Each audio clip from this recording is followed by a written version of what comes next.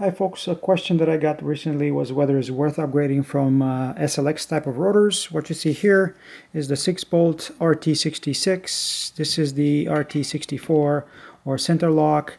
These are found on many OEM bikes or many new bikes, and let's take a closer look and see what they're about. Made in Japan, RT66, that's the model.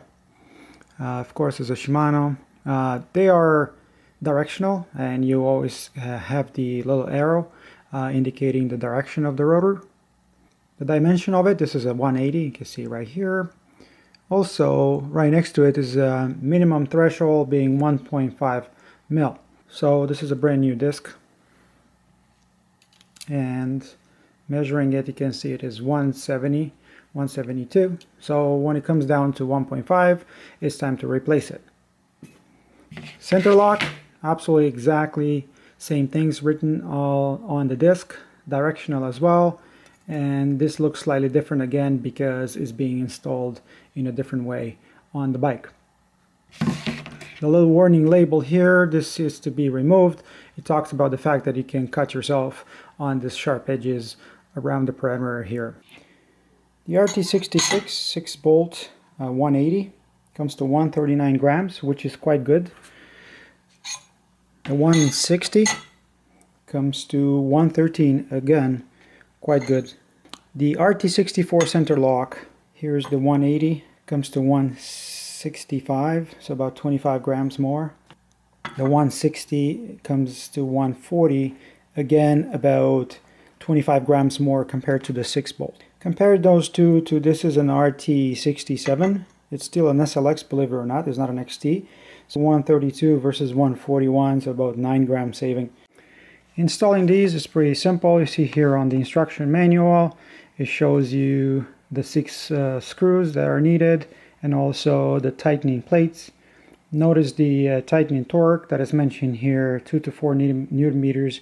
That's not a lot, so keep that in mind if you don't have a torque wrench. These are your little plates. So a plate takes 2 screws. They have a writing on it that says top, so make sure that that's facing up. This is notice here is a T25. Make sure you use something that's called a crisscross pattern when you're tightening the bolts. Installing the center lock is as easy. You can see here on the instruction manual, they show you that you need to use a cassette tool and that the tightening torque is 4 Newton meters. There's a couple of gotchas here. Here we go, and it's kind of mentioned here. If you have what I have here, and this is a front 15mm axle, discs are usually shipped with something like this, which is the locking ring that works just fine for a rear wheel that has 12mm through bolt or QR.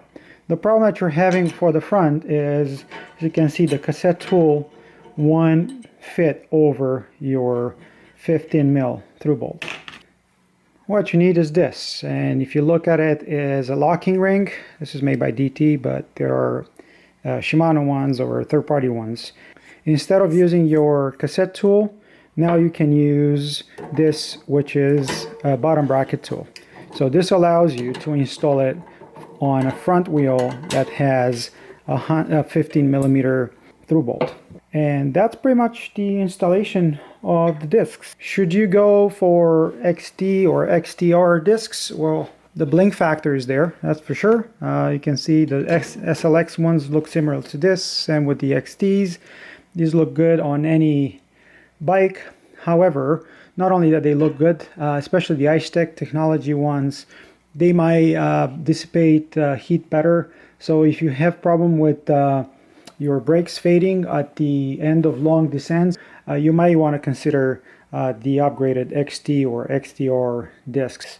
If not, and all you do is mostly trail riding, I assume that something like an SLX would be perfect. I hope you guys found this useful. Have comments, let me know below, and thank you for watching.